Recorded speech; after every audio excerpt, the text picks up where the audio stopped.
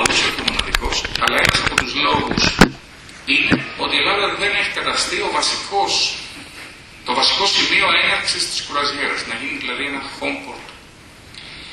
Διάφορες μελέτες έχουν δείξει ότι η διαφορά μεταξύ ενός λιμανιού διέλευσης με ένα λιμάνι home port ως προς το τι συνεισφέρει αυτό στο ευρύτερο επίπεδο της οικονομίας είναι της τάξης των 6 με 7 φορές παραπάνω αυτό το οποίο εισραίει στην ευρύτερη οικονομία εάν είσαι ένα σημείο home port, το οποίο έχει να κάνει με τις διανυκτερεύσεις των τουριστών πριν την έναρξη ή μετά την έναρξη ή μετά το τέλος της κουραζιέρας, έχει να κάνει με τα καύσιμα, με την τροφοδοσία, με την κατανάλωση η οποία έχουν τα πληρώματα. Αντιλαμβάνεται κανείς ότι κινείται ένα σύνολο οικονομίας γύρω από ένα λιμάνι στο οποίο ξεκινάει ένα κρουαζιερόπλαιο και δεν μένει απλώς κάποιες λίγες ώρες.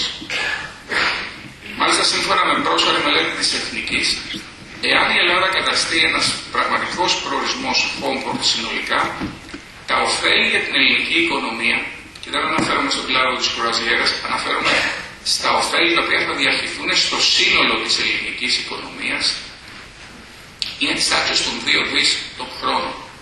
2 δις τον χρόνο είναι ένα πολύ σημαντικό μέγεθος, το οποίο προφανέστατα δεν πρέπει να το αγνοήσουμε, και ακόμα και αν είναι ένα μέγεθος το οποίο αυτή τη στιγμή μπορεί να ακούγεται λίγο υπερβολικό, είναι ένα μέγεθος το οποίο πραγματικά μπορεί να το προσελκύσει η ελληνική αγορά. Και μπορεί αυτό το μέγεθος ουσιαστικά να διαχυθεί σε πλατιά στρώματα επιχειρηματικότητας. Δεν είναι μονοδιάστατο, πιάνει ό,τι κινείται γύρω από τον τουρισμό που είναι πάρα πολύ ευρύ.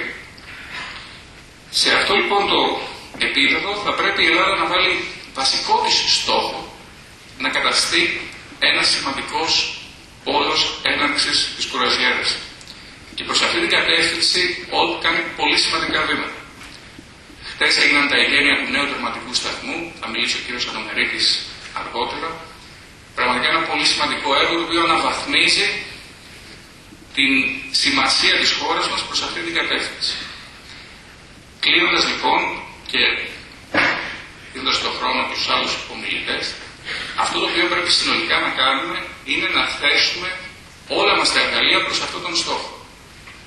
Ο χώρος υπάρχει, εννοώντας ότι η αγορά είναι πραγματικά μεγάλη και πρέπει η Ελλάδα να αξιοποιήσει αυτό το στρατηγικό της σημείο, αναπτύσσοντας το καλύτερο δυνατό και συμπληρωματικό, ακούγοντας τις πραγματικές ανάγκες της αγοράς και βάζοντας αυτόν τον τόσο σημαντικό τομέα προς όφελος της ανάπτυξης.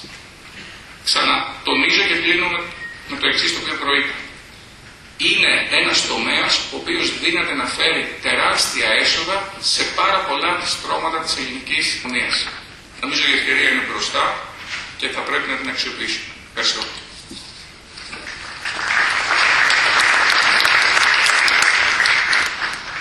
Thank you very much indeed, Secretary General. Thank you for stepping in at late notice and showing a good understanding clearly of the subject we're discussing here. Very good introduction, thank you very much indeed. And you made mention there, of course, of the importance in cruising in this region of the Piraeus port facilities, and we congratulate them on their second terminal opening yesterday. And I'm pleased to say that our next speaker, in fact, is Managing Director and Chairman of Piraeus Port Authority, is also President of the Hellenic Ports Association, and that's Yorgos Anomeritis. Welcome.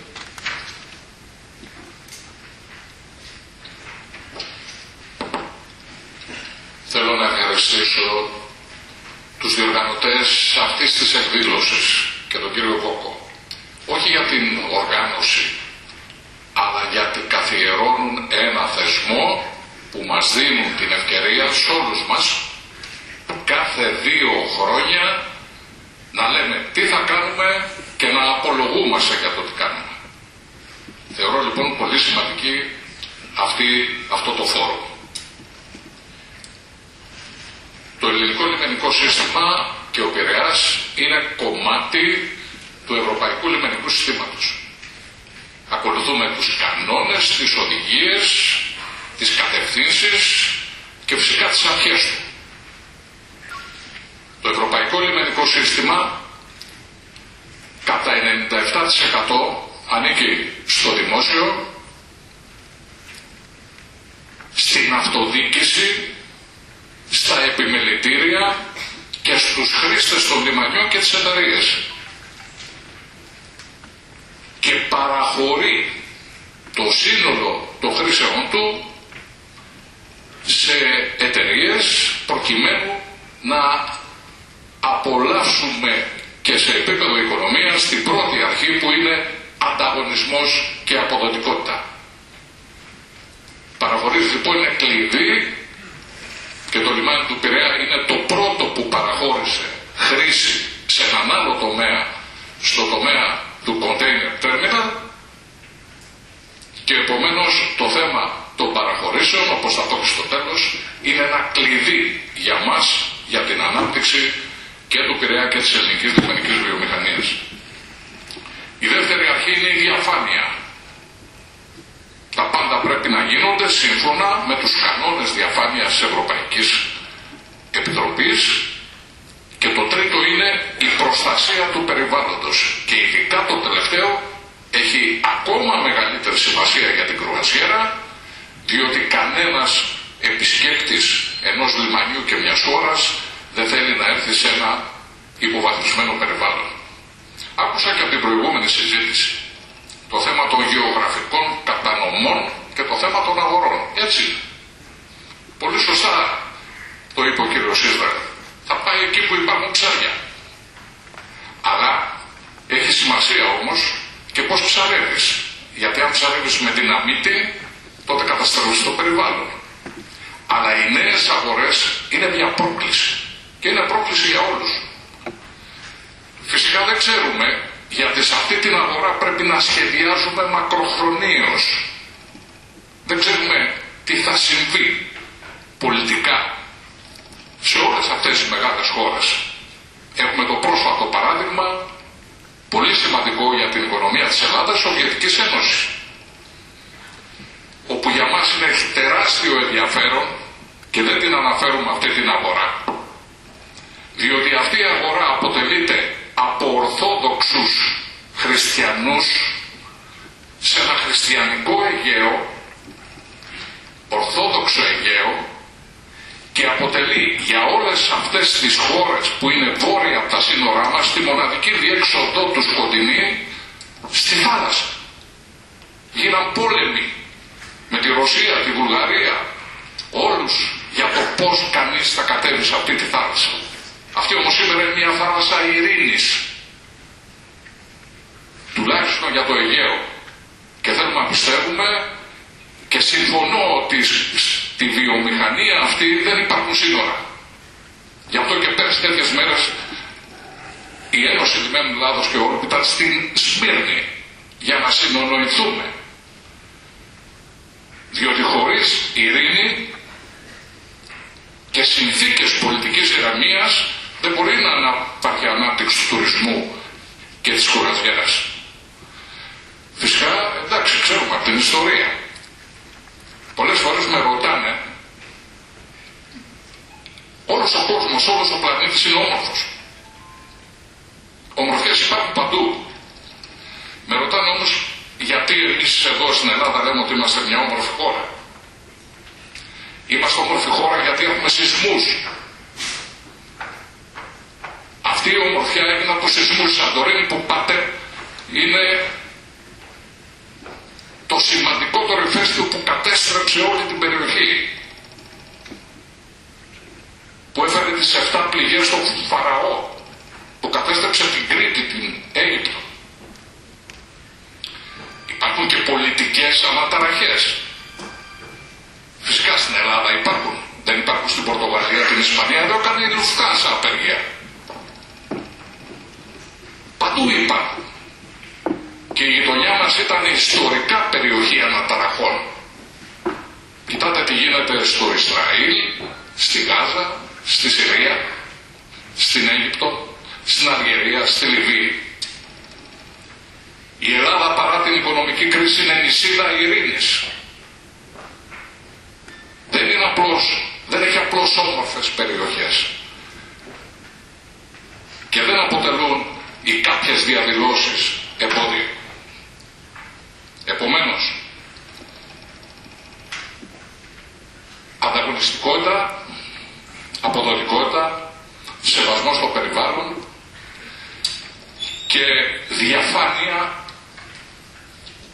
φυσικά για κάθε λιμάνι όπως ποιότητα και ασφάλεια. Ο Πειραιάς. Αυτός ο τομέας, αυτός ο χώρος, ευτυχώς για το μοντέλο διοίκησης των λιμένων έχει ένα καλό. Παγκοσμίως το 87,5 κυριαρχείται από 4 μεγάλους ομίλους. Δεν έχεις να συνονοηθείς με 100.000 μικρομεσαίες επιχειρήσεις. Να γιατί λοιπόν έχουμε ευθύνη, λιμάνια και εταιρείες κρουαζιέρας και όμιλοι κρουαζιέρας να συνονοηθούμε και να κάνουμε ό,τι μπορούμε για να αναπτυχθεί αυτός ο κλάδος. Και φυσικά ευθύνη των εταιριών κρουαζιέρας είναι να κάνουν πλοία, είναι να μεταφέρουν επιβάτες, καμιά φορά κάνουν και κάνα λιμάνι, αλλά πιστεύω ότι έχουμε μία ευθύνη για τη συνολική ανάπτυξη όλοι μαζί. Υπάρχει κρίση εισοδημάτων και οι αγορές είναι περισσότερο ασυντόνιστες, αλλά είναι μεγάλες. Και εγώ φυσικά άμα θα ήθελα να κάνω ένα μεγάλο ταξίδι θα πήγαινα στην Κίνα. Δεν θα πήγαινα στα νησιά του Αιγαίου που έχω πάει.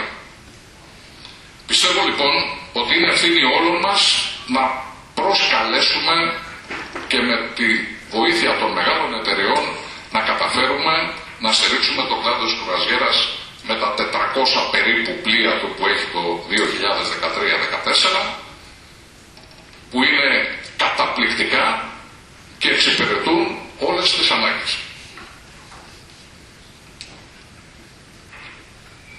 Στον Πειραιά ασχολούμαστε με τις υποδομές, γιατί τις ανοδομές θέλουμε να τις παραχωρήσουμε. Όπως θέλουμε να παραχωρήσουμε και χώρους στους προβλήτες, και αυτό θα το κάνουμε μόλις έχουμε έτοιμες υποδομές.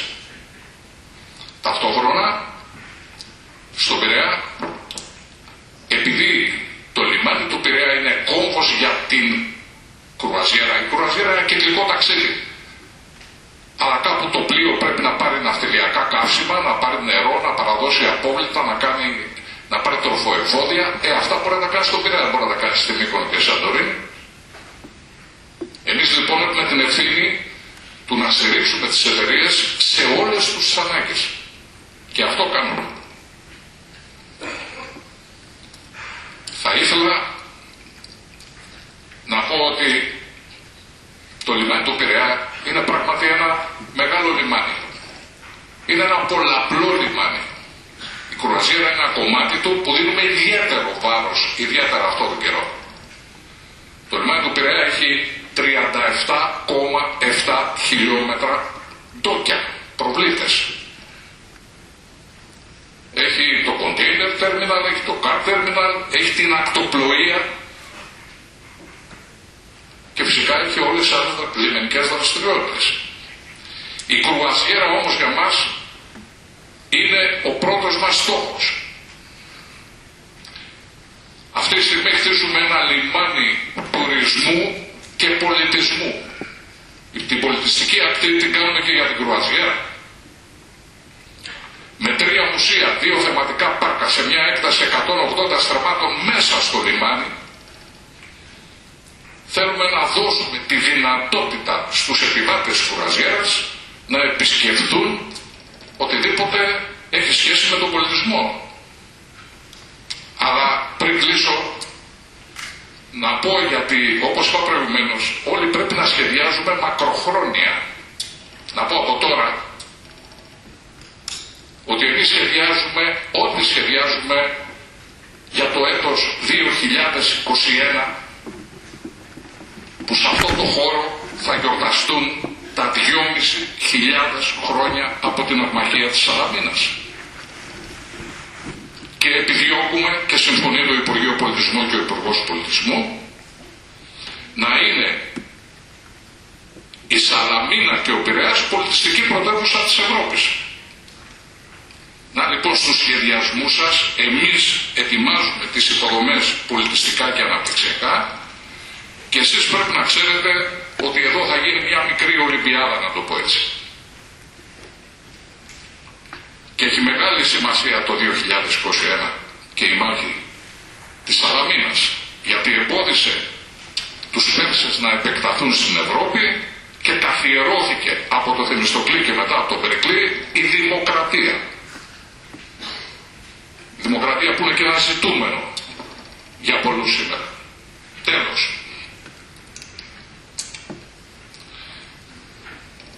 Ετοιμάζουμε σε συνεργασία με τη Medcruise, τη Μάλτα, την Ιταλία, την Κύπρο, την Τουρκία, να διερευνήσουμε, αφού κάναμε τη μελέτη, το θέμα της χειμερινής κρουαζιέρας.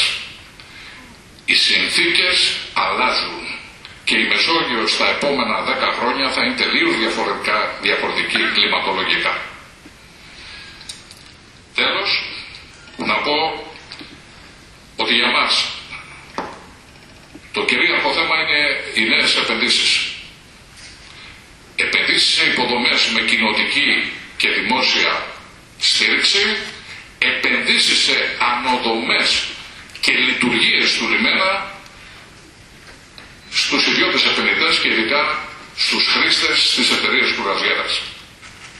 Πιστεύω ότι σε αυτή την πορεία το κοινό μας ενδιαφέρον θα καταστήσει και την ελληνική κρουαζιέρα και όλα τα λιμάνια μέσα στο νέο θεσμικό πλαίσιο που υπάρχει, διότι όταν ήμουν πρόεδρος της Επιτροπής για το Καποτάζ πριν από 3 χρόνια, λίγοι πιστεύαν ότι αυτό θα περάσει. Το ετοιμάσαμε μέσα σε 20 μέρες, ορίμασε, το καταλάβαμε όλοι και σήμερα δεν υπάρχει τέτοιο θέμα. Και πιστεύω ότι όλοι μαζί θα φροντίσουμε να υπάρχει κουραζιέρα με σεβασμό στα λιμάνια πόλης, γιατί τα λιμάνια είναι μέσα στις πόλεις, δεν είναι έξω μακριά από τις πόλεις, για να συνδέσουμε τους ανθρώπους, τους επιβάτες με την κοινωνία, τον πολιτισμό και όλα εκείνα τα οποία μια πόλη μπορεί να εκδείξει. Ευχαριστώ πολύ.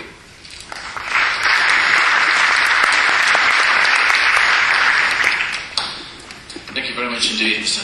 Anomeritis, and good to hear a positive view looking ahead. I'm glad you're looking right through to 2021 and a good City and Culture year, so we congratulate you on that plan. We're all here to discuss it in years to come.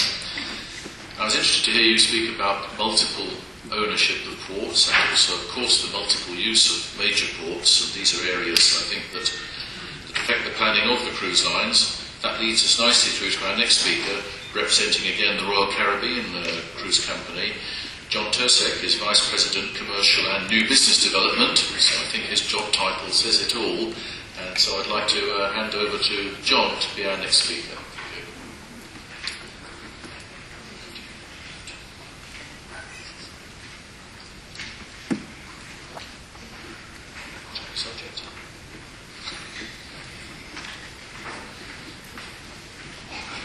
Hi.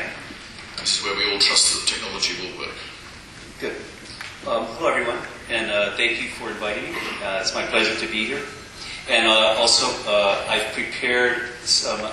You can hear me okay? I prepared some slides because it's hard for me to speak unless I have the crutch of some slides to help me present my ideas. And I'm delighted to be able to address this topic because it's one of my favorites, and I think the panel topic is to talk about European ports and port development and privatization. And this is a topic that's very... this is actually a port in Jamaica that Royal Caribbean developed over the last couple of years. And it was a joint venture between Royal Caribbean and the Port Authority of Jamaica, where it represents almost $200 million of investment. And it's a port that opened 2 years ago. This year we'll get about 650,000 cruise passengers. And about 7 different cruise lines are using this port, so it's a great success in the Caribbean. I'm going to touch quickly, and I speak pretty quickly on a variety of topics, but the focus is going to be on European port development and some of the things that we've done and that we see happening. Just to introduce Royal Caribbean, just a quick snapshot slide. We represent about a quarter of the world's cruise tourism. We're carrying over 5 million people in the past year. We're a New York Stock Exchange company that generated about $7 billion in sales. So we continue to grow and thrive, and we keep introducing new ships. You've probably heard we're going to bring out a new ship in 2 years called Quantum of the Seas, and it has a lot of new innovations and, as usual, another exciting Royal Caribbean ship. We operate 6 brands, and of course the well-known Royal Caribbean celebrity cruise brands, but also Azamara is a small ship company. Pullman Tours is a Spanish brand. We have Croisière de France. It's a relatively new brand. It's reaching into the French market. And then we have TUI Cruises. Our colleague Richard Vogel didn't come today, but the TUI Cruises is a rapidly growing product focused on the German market. My comments are my own comments. It's not really, I work for Royal Caribbean, but these are my own opinions. And I'm going to give you some statistics, and these were gathered from Peter Wild, who's a very good industry statistician. This year, about 21 million people cruised. When I started in the cruise business in 1999, the entire world of cruising was about 5 million. So in 13 years, it's grown by 400%, which is a pretty good growth business. The business continues to grow at about 6% a year. There's a little over 300 ships sailing, and there are new ships on order now. About 18 ships are going to be delivered over the next few years. It's a slower pace of growth, but it's a steady and measured pace of growth that 4 or 5 ships are going to be delivered in each of the next few years. Some industry trends. The ships are continuing to get larger. The Royal Caribbean tends to build the largest ships, but then in the ensuing years, other brands follow building pretty comparable ships. I'd say the industry standard now is what we call our Freedom Class, which is a ship that carries 4,000 passengers and weighs about 160,000 tons, 340 meters long. This has become the new industry standard, and almost every brand is building ships of this nature. As more ships are being built, where in the last 10 years, most ships were being built targeted for the Mediterranean market. This has really been the focus of our industry growth. As we look forward into the future, the industry is diversifying. We're looking at other markets and how to grow in other source markets. Here's a quick snapshot of the whole world in 2012. This is where the ships are deployed. The Caribbean continues to be the most significant market, but now the Mediterranean it represents 25% of the industry. The ships are spread around the world, as you see, and some of these smaller markets are growing. I think the Med is sort of stabilized. It had incredible growth over the last 10 years. It's probably reached a plateau for the next few years. But I think that in the next 10 years, we'll see significant growth in the Mediterranean again. And the driver of new destinations and port development is the development of new ships. As we crank out the ships, every ship is stopping in 4 ports a week, and so each new ship is making a lot of port calls. So if 6 ships a year are being built, that's 1,500 new incremental calls a year. 18 ships are now on order, so that means in a few years there'll be an additional 5,000 port calls a year represented by just the new ships. So there's a continuing need for expanding the infrastructure, for creating new infrastructure and new destinations. And the Med has seen quite a bit of this over the last 10 years, where many new destinations have been developed and are expanding. Who's doing the cruising? These are the top source markets, and as the earlier panel alluded to, these main 9 countries represent almost 90% of the source markets for cruising. And the USA, of course, is the largest, representing just about half of all cruise passengers. And it's a little over 3% of U.S. people took a cruise last year. But over 5 years, the U.S. market has only grown by 10%. As you see, Australia and Brazil have grown phenomenally, and Germany too has been extraordinary. This was touched on in the earlier panel. But but looking at Australia and Brazil, the ships move to where the growth is. So as a market starts to grow, in the early 2000s it was Brazil. We were going there more than 20% a year. In the last couple of years it's been Australia. If there's a demand, it takes us a couple of years, but slowly we'll focus the ships on the growing markets. And you see here also Spain, Italy, and France actually had pretty excellent growth during the past 5 years, but they've kind of all plateaued now. Those markets, the southern Mediterranean markets, have slowed, and in fact, ship growth in the Mediterranean has slowed a bit. here's the rest of the world. This is the other 12% or so of all the rest of the people cruising. And you see it's relatively small numbers and very low penetration. So from, let's call it the developed world, there's still a lot of potential we feel for growth from source. And then finally, if we start to penetrate, and I think each of the cruise lines is making various initiatives to try to tap into some of these, let's call it emerging markets, where there's lots of people, and with growing middle classes, and we think that cruise is an aspirational product, and that as people achieve middle class stature, they want to take vacations, and we think cruise fits into that. But if only 0.5% of the rest of the world took a cruise, there's our next 16 million future passengers of growth. So we've grown by 16 million in the last 10 years, and I think it's possible we'll grow by another 60 million in the next 10 years. What's going on that's affecting cruising? And this affects the Mediterranean a lot. Americans have been paying off their mortgages since the financial crisis in the last couple of years. The American vacation pattern has slowed down.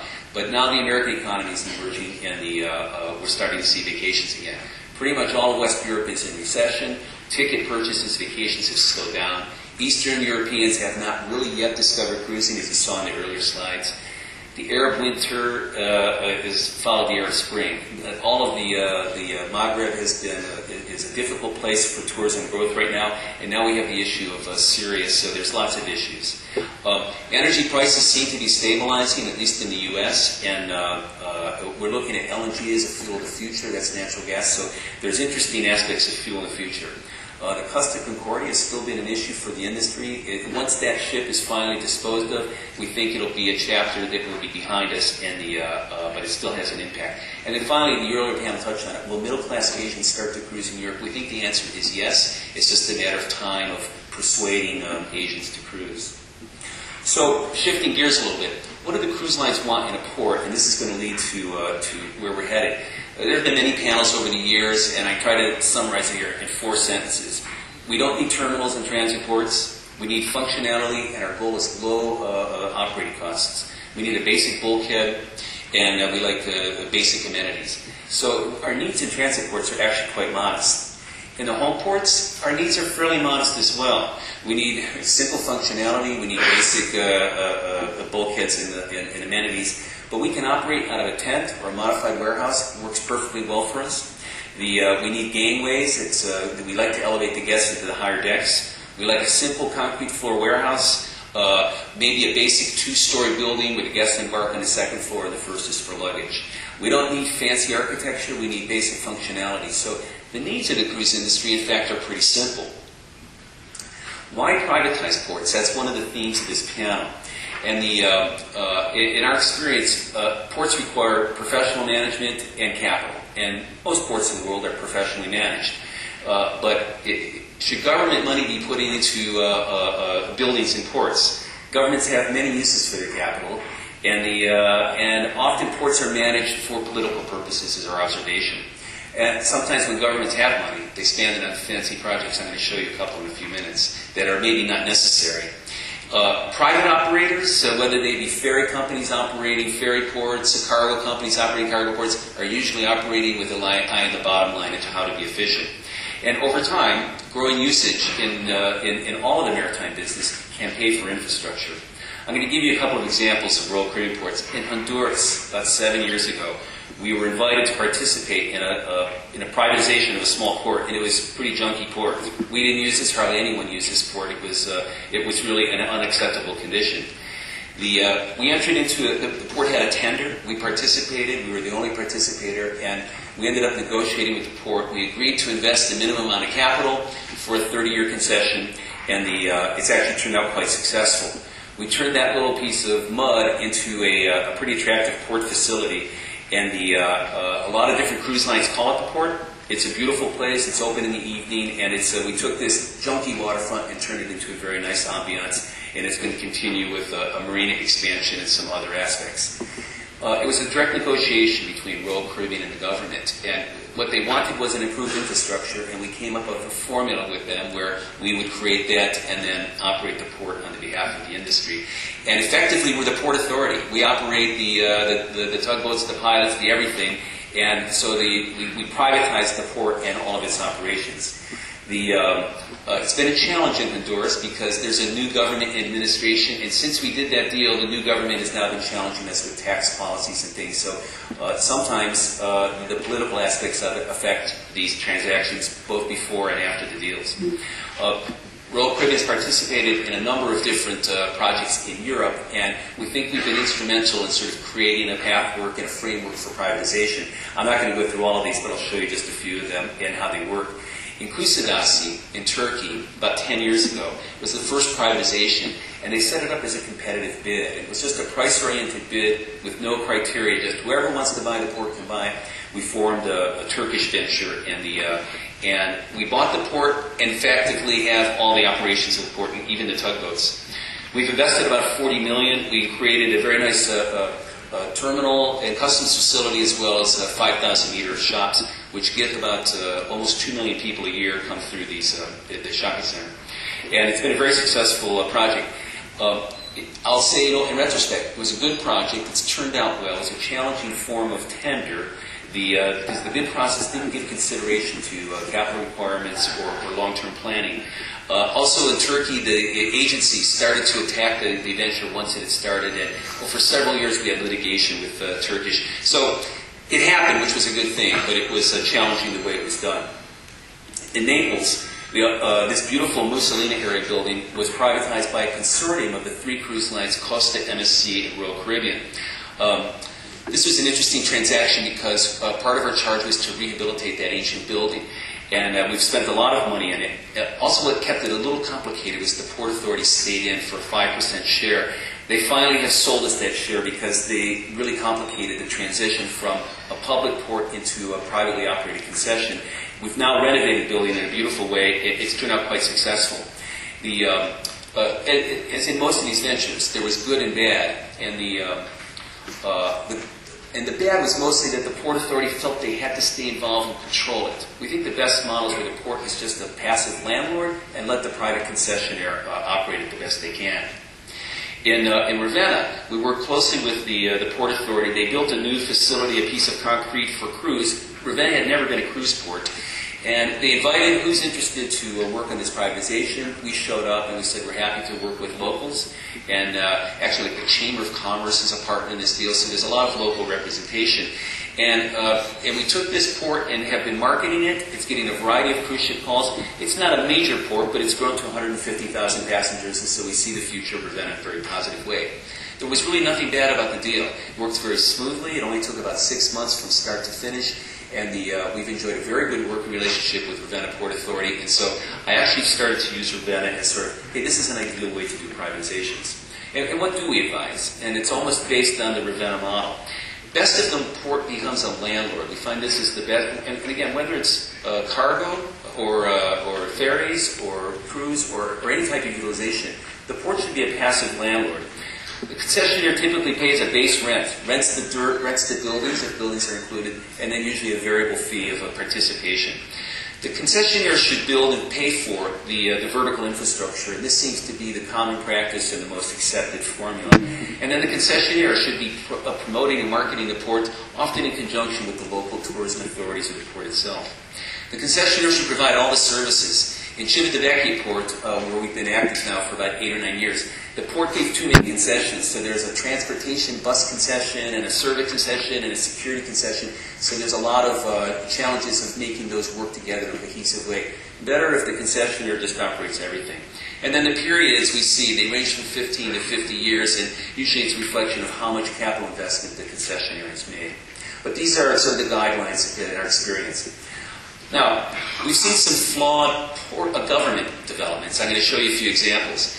And what I observe, and again, it's just my personal observation, is that sometimes governments or ports, if they get money too easily, they start to get grandiose ideas about iconic architecture.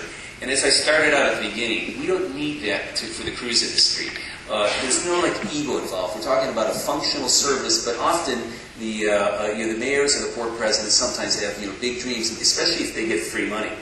And Valencia, which is a lot of ports look to that as, oh, they did such a beautiful job, but Valencia is bankrupt today as a city and as an urban zone. And part of it is because they spent so much money on fantastic iconic architecture. The city is beautiful, but it's broke. And so here's a couple of examples. Cagliari, which is a port in southern Sardinia, they got some European Union money about 6 or 7 years ago, and they built a beautiful glass structure, but for no functionality purpose. It's never been used. It's now 6 years old. The building is starting to rust, and they didn't have money for dredging. It's only 4 meters of depth, so no ship can use this port. So I look at this as flawed government investment. The money was available, and they spent it, but did it really make sense? Another example is in Salerno. It's under construction right now, and for years we've been telling Salerno, the industry does not need this facility. Well, they got some free money from European infrastructure funds, and they're building a beautiful facility. It's not well designed. We're not really going to use it. It's going to be very beautiful, but was this really a wise use of government money? In Hong Kong, so it's not just in Europe. In Hong Kong, the government decided we need to have a spectacular terminal. They've invested $700 million in a terminal. It's almost 1 kilometer long. You can see it looks like a cruise ship. In fact, it's longer than 2 cruise ships. And the port is only going to get 16 cruise ships calling there this year. So you say, was this really a wise expenditure of government money? And maybe the Chinese, Hong Kong, they wanted to have some, we're rich and powerful and we're building a beautiful thing. But I question the wisdom of such a thing. So that's some thoughts of flawed ports. In Istanbul, it's been a challenge. In Turkey, has been a challenge. They've been privatizing, which is great, but their formulas have been challenging. And we participated years ago now in a new port development with Turkish partners, big construction companies, to create a new port. And after years, it's still moving sideways. And the existing port in Turkey is the Galata port. And this is like 75 years old, so it's very obsolete and shallow. And so there's been a need for a new port. And so the Z port is closer to the airport. It's a logical place for a home port. And it's a fantastic project, $1 billion of investment in hotels and a big cruise facility and 1,000 yacht marina. A fantastic project, but it's still a piece of paper. The various government agencies and bureaucracies of Turkey have been challenging the project since it was awarded about 6 years ago. So it seems to be coming to an end, and that the construction may start by the end of this year, but there's many different examples you see of privatization. Some work and some don't. Here's a good example in Civitavecchia, and this is like the simplest and easiest to understand. Here's a venture where the port was trying to get us to compete against each other, and it ended up, we formed a venture, Royal, Costa, and MSC, that we now operate the cruise concession in Civitavecchia. It's grown from about 600,000 to 2.6 million of cruise guests. And they haven't yet given us a permanent site. So for 6 years, we've been operating a couple of tensile structures like this. That tent home ported 500,000 people last year. So we're able to make do with an air-conditioned tent when we have to in a very effective way. Another good example is Costa Crociere. They've done 2 projects very successfully in Europe, and this is our competitor, but they're good projects. They work with Barcelona, they work with Savona, they wanted a proprietary terminal, and they entered into a private negotiation where they committed to bring ships and to invest in the infrastructure, and they created a very workable concession agreement. Both of them are at both places beautiful facilities that Costa created. They're available to the industry, but they're mostly used by Costa. But this was their objective, and in both ports, the governments were able to work with them. It's a very good example of an intelligent and cost-efficient privatization. In Barcelona, there's also a private operator, and Barcelona Port, I think, has been one of the lead and best ports for privatization. And so it's a private group of local Spanish companies. They did a privatization. They've converted 2 warehouses into very attractive and functional facilities. And it's been another successful example. So here I'm wrapping it up. And these are my observations about privatization. A competitive price grid, like the way Turkey has been doing it, it's flawed because the winner has to recoup his investment, and that means they have to charge the users. So in some way, there's an economic formula. And I think that the way Turkey's gone about it is not the best example. Also, there's no international investors. We've seen in all the industries, in cargo ports, it's cargo companies. In ferry ports, it's ferry companies. In cruise ports, it's cruise. When a privatization makes most sense for the users to participate because they know what they need and they'll operate in the most cost-effective manner. Existing ports are actually not worth a lot of money because you have a piece of concrete. What you need are customers. And so the potential and the purpose of privatization should be to encourage investment. The government's objective should be to attract more visitors. The purpose of privatization should be not to raise money for the government, but to promote the growth of touristic, if it's for cruise, to promote the growth of tourism.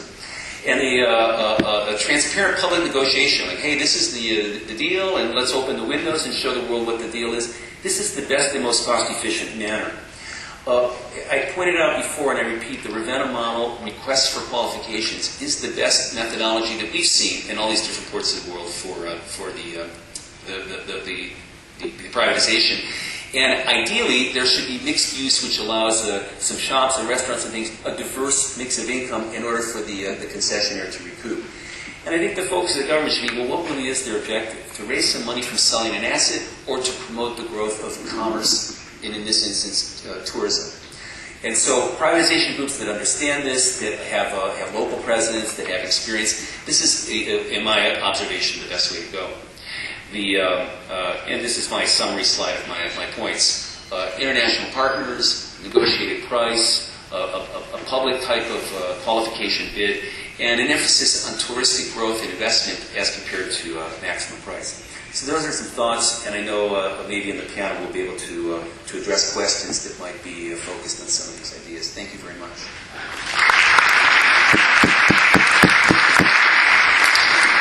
Thank you, John. Comprehensive as ever, and it's a reassurance for you all. If you couldn't quite read those slides at that speed, then I'm pleased to say they're on the Posidonia website, so you can study them at your leisure. So there are no excuses for the reports to say they didn't quite pick up the points John made. They're there to be read. Some good points raised there, John, doubtless, and plenty to think about for the port delegates here. There's a strong Piraeus port representation today, and our next speaker also has a role as general manager of the port of Piraeus. But as they've had their turn, he's here today wearing a different hat, so I'm pleased to welcome Stavros. Yes. Stavros Hatzakos as president of Medcruise. Welcome, Stavros.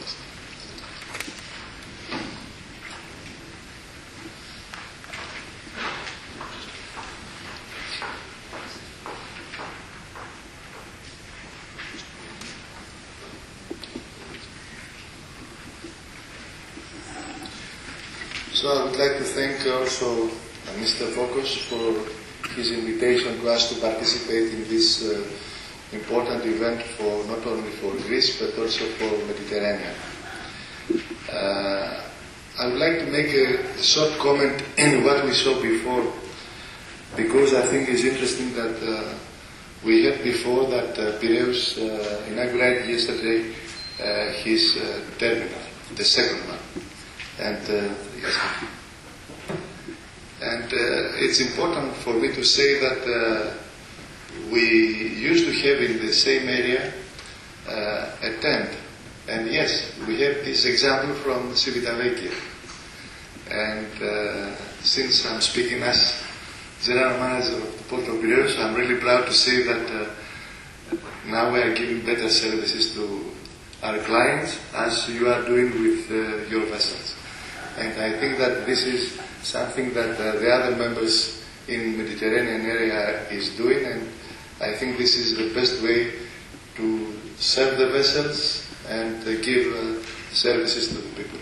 So, just continue very quickly. Some information about our association. It was established in 1996 in Rome by 16 ports from 7 different countries. We divide, let's say, the Mediterranean area in 4 regions, and we try to represent those different regions in our board in Medcruise. You see that there is an area that is coming from Black Sea to Portugal, including some of these islands that the country has. And if you see also that we are involved in the Africa side and in the Asia side, that gives us really the opportunity to say that we really represent the area.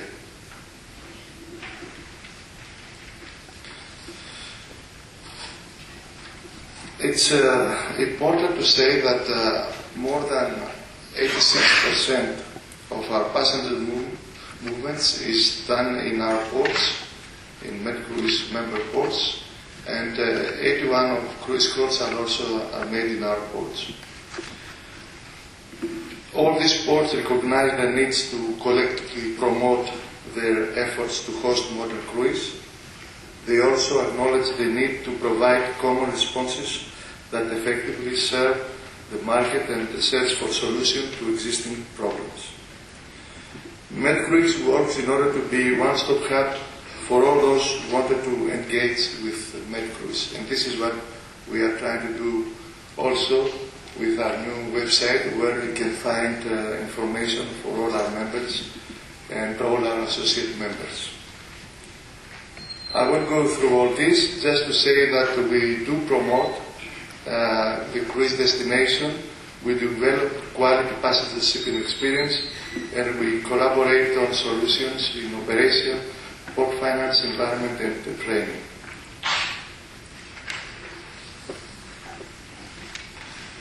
We collect the accurate statistical data from our member ports, and it's important for us to say that the passenger movement is almost 25 million for the year 2012, and there are more than 3,000 cruise calls in this area.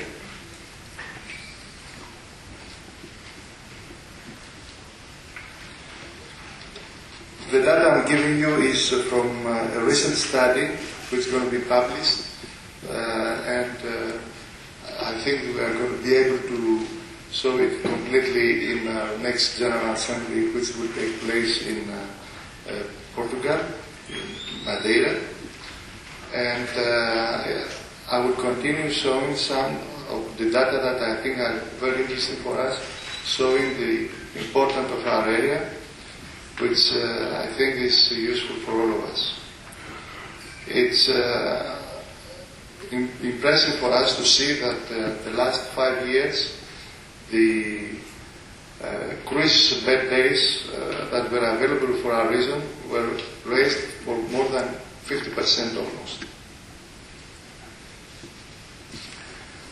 This is the cruise development trends. As it was 10 years ago, you can see the surge of Caribbean, Mediterranean, and the other destinations. And speaking about today, you can see that besides the crisis that the Europe is facing, Mediterranean continues to grow, and we believe that it will still remain a destination for not only for the Europeans and the Americans, but also for the new market we were talking before, the Chinese. We are trying as Medcruise to promote us in this area. We have already produced information for them in Chinese language, and we continue saying that yes, they can have the first experience in Asia, but Europe is and Mediterranean is here, and we are expecting them to visit us.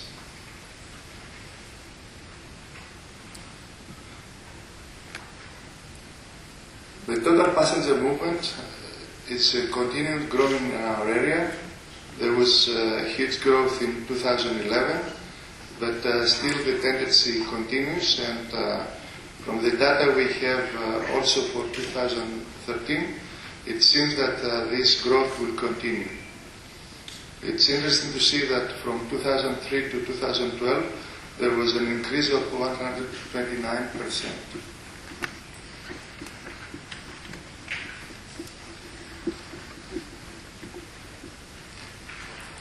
Cruise calls and average movement per call, it's what also the two cruise line representatives told us before. They are bringing in our area the newest vessels, and that seems that they increase also the number of passengers they are bringing per call.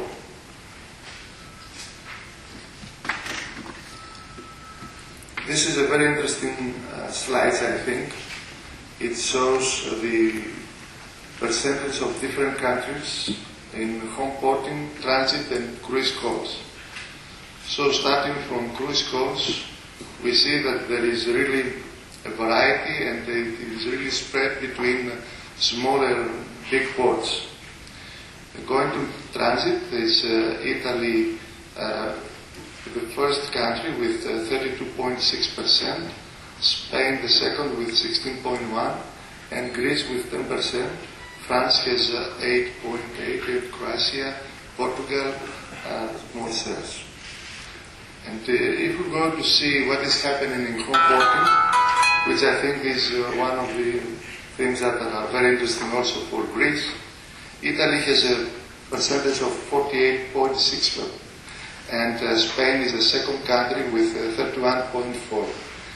Greece is the third one with 6.2%, and then there is France with 5.2%, Turkey 4.1%, and all the others 4.6%. What we are trying to do as Medcruise is we are working to upgrade the infrastructure, the service, the quality, the quantity, safety and security. We acknowledge the bread and butter relationship. That means that to spread cruise you need ports. Precisely as to spread butter you need bread. You are investing in vessels, we are investing in ports, and both of us are working in order to provide the best to the people that want to visit our area. So we are focusing in capacity, in berth allocation, applied in line with Medcruise guidelines, and as it has been also discussed with you, we want to be something that it will be applied to all the ports, all the vessels that are coming in our ports, and to be open and transparent. We are focusing on pricing. We don't want to see things that really do not help the industry to grow up, and we want to help not only our members but also the cruise lines to understand and follow what we are doing. Ground transportation and access is what we are focusing also. Passengers and luggages, terminals that are able to support this. Addressing user requirements in a parallel several consideration as the regulation, ISPS code, people, background and training, equipment, modern, efficient and used correctly, and process plan and procedures. We are trying to organize different meetings around the Mediterranean area in order to give this useful information to our members. Since John Tersit was speaking a lot about the concession in ports and in terminals, I'm not going in details on that. I just want to show you rapidly what is happening in our area according to the data that we have collected. So, concession of cruise terminals are increasingly becoming a common practice in a fast-growing industry, rapid changing economic environment, increase the private sector involvement in the cruise terminal management. The type of management in our ports is that you see, 56% is public management, 44% is private management involvement. The ports with public management taking action in involving private management is almost 75% and increasing, while the remaining is the public.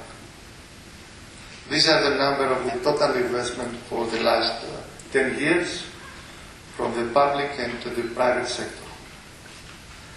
Thank you very much.